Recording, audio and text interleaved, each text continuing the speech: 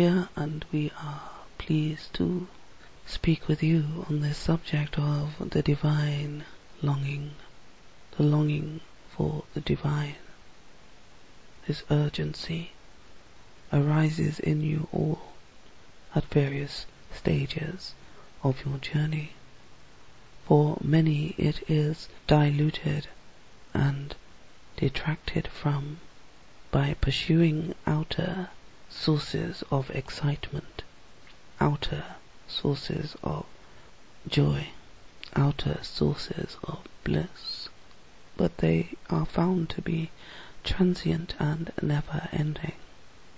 Desire upon desire upon desire, met and never yet filled, never quite satisfied, never quite complete within yourselves, always seeking and searching for more stimulation, excitement, joy, bliss, passion, and yet finding no peace.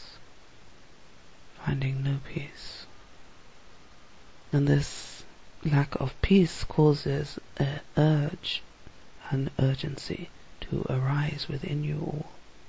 And for many of you, for those who are called to listen to this, it is in the form of a longing you cannot quite name, you cannot quite give voice to, you wish not to own, for it is an urge and an urgency that you do not know how to fulfill at first. All you seem to recognize is something is missing in your lives, something is amiss, something is speaking to you from deep within, calling you home. And because the memory of home is so buried within you, so deeply buried within you, the call is muffled at first. It is simply disgruntlement, a sense of unease, an apathy that develops within you, a sense of self-consciousness and hyper-awareness of your surroundings and your environment, a sense that you are viewing the world through a new lens, where it seems as if you may see all the parts, all the moving parts, all of the cogs in the wheel. And it is as if you are alone in this observing, for you look around you and you meet the eyes of others out on the street, in your home, in your bedrooms, with your relationships, and you say, do you not see the strangeness of this world?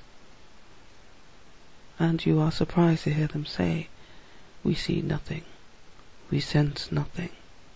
They may not use those words, of course, but it is indeed a recognition in you that they are not having the same experience. And you cannot quite put a name to this disassociation.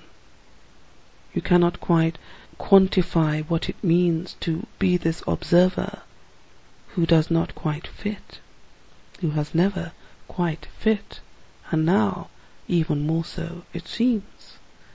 For you have a longing to be part of society, to be part of the world, to be in peace in the world, to have success in the world, to seem to be like others, and yet you know you are not.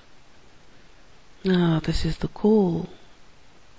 And as you do not recognize it as a call, you often find yourselves going through many turbulent emotions, many feelings of abandonment that you cannot quite name, you cannot quite give voice to, many feelings of aloneness that nothing seems to appease for long, a searching and a seeking again for more answers and more answers. And you find change is arising in you in what your interests are, in how you would like to spend your days, in the kinds of conversations you would like to engage in the kind of activities that become meaningful to you. You may find you are growing apart from those with whom you previously felt close, for you sense that this call, though you do not yet know that is what it is somehow more important than any other experience.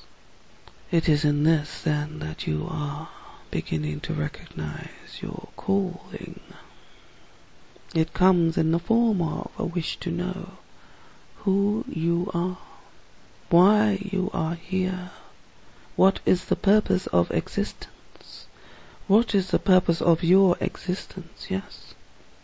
It comes in the form of a need to understand deeper truths, a drawing to you of guidance and teachers in many forms that begin to unlock the key to your heart, that begin to amplify the sounds, spiritual speakers, amplifying the sound of the call.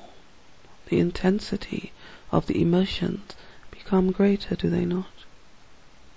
The feeling of lack and loneliness and separation and otherness becomes stronger, does it not? The sense of being more than you currently experience, the sense of being drawn to the unusual, the metaphysical, many forms, structures, methods to help you to understand yourself in deeper ways, at deeper levels. And you will find yourselves on a path that is skirting around the mainstream of society. You will find yourself drawn to those who are also skirting around the mainstream of society. Some of those will be helpful on your journey, and others will be more energy you wish to avoid, for you see they do not have a call, they have a sense of abandonment, but no spiritual backing to it, you see. And on the fringes of the mainstream society you begin to find your answers. You begin to see information, hear of teachers, find there are books and audios and films on subjects that suddenly become interesting to you. You will find that there are types of information that is called to you that you may find quite difficult to absorb. You are not quite yet ready, and yet you are drawn to the material. This too is another unlocking, an unlocking of expansion of your awareness. To be introduced to material that you are not yet ready for and yet you resonate with begins to bring up, highlight all areas of your life in which you do not feel in alignment, in which you do not feel there is deeper meaning, in which you do not sense there is great purpose. Distortions in your belief about yourself, in your perception of yourself, become highlighted, and it may seem as if your world no longer works. It may seem as if no matter what you do, there is nothing that is working from your perspective. And this is indeed true, for it is a falling away. It is a falling away of veils of illusion. This is necessary for you, so the call can be heard. This is necessary for you, so the call gets your attention. This is your doing, of course. It is not happening to you. The call is from deep within yourselves, within your beingness. Remember, remember, whispered in your ear, remember who you truly are. Remember. And you begin to remember but not in a way that yet pleases you.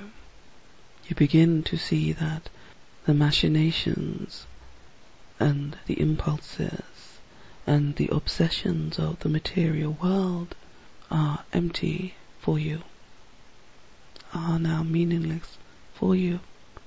And yet, because you are in the early stages of the call, you wish to go back to your comfort zones. The call is heard and then ignored, is heard and then ignored, is felt and then unfelt, yes. And you know these feelings that have arisen in you. It is a longing that is incubating and has been incubating for many lifetimes, for millennia. It is reaching its zenith, and it is in the reaching of this zenith that energy comes along to pull down old structures, pull down your belief system, pull down your safety nets, remove all distraction. This is the cause of things falling away and no longer working for you, you see. But in the midst of your confusion and anxiety around these changes, you cannot yet see the blessings. You feel perhaps you may be going crazy. Your close others, your familiar others, sense a change in you, sense a disinterestedness in you, sense a disconnection in you. And you wish to appease them, and yet you know you cannot yet quite taste this thing arising in you, and yet you know you wish to have more. Even if everything around you seems to be falling away, there is a sweetness in this calling. There is the longing for the beloved that is awakening in you. The greatest love of all loves. The greatest love story of all love stories. The greatest fulfillment. The deepest reward. The highest expression of yourself is in the loving of this beloved. The beloved is you. The beloved is you. And the falling away is a falling away of the lack of understanding that this love is tremendous, and it is tremendously powerful. To learn to love yourself in the way that this beloved is capable of loving causes you much fear, much anxiety, for you see what you perceive as your flaws, as your mistakes, as your bad behavior, as your negative thinking, and you do not feel worthy. You do not feel worthy of this great love, but it is calling to you, beloved, beloved, come home. And it speaks to you in your daylight hours, and it speaks to you in your nighttime hours. Beloved, come home. And you wish to come home, though you do not yet know what home is. It is simply a sense of peace, stillness, wonder, awe. And to sweeten the journey you are given brief tastes, exquisite moments that cause you to wish for more. It may become a minor addiction, that it is an addiction to the love of self, an addiction to the knowing of self, an addiction to understanding deeper, higher, broader wisdom, broader truth. And as this begins to unfold in you in this way, the call becomes stronger and stronger and stronger, and you find yourself on a conscious path a path to what is my purpose, what are my true gifts, what are my talents, how can I express them in the world. I wish to express myself in the world. And many of you will find that prior to this, you did not have a way to express yourself in the world with anything that felt like authenticity. You always felt you were playing roles. You always felt you were acting. You always felt that somebody would see you for the fraud that you were, but you did not know this was your greatest wisdom. You understood it was an act, and that everybody was acting. They were all actors in a play, playing roles. You understood this. But because others had not yet recognized this, you felt there was something wrong with you, for you recognized you were having to consciously act out a role, to look for the signs and the signals that you were playing the role correctly, looking to the director, looking to the stage manager, looking to your fellow actors, the more experienced actors as you perceive them, the more talented actors as you perceive them, that seem to know how this world worked and how to be a success within it. And you took your cues from them, yes? And played it by ear. And over time you found that there were roles you could play more and more successfully, and begun to believe they were you. And you took on more roles and more roles as you grew in experience and age. But this calling is the falling away of the need for pretending that you are not acting. It is the validation of all those years you felt you were not quite in the world, a higher spiritual truth in action. The world is a stage and you are actors upon it, creating your reality, your systems, your methods, as pleases you or as does not please you in many cases. The calling is a greater awareness of this. It is an understanding of this. It is an opening up to this. And it is in this space that the deeper awakening occurs, the transition, the surrender, the return. And as you come to the end of this stage, the end of this piece, the end of this discourse, it is in much the same way that you come to the end of the first stage.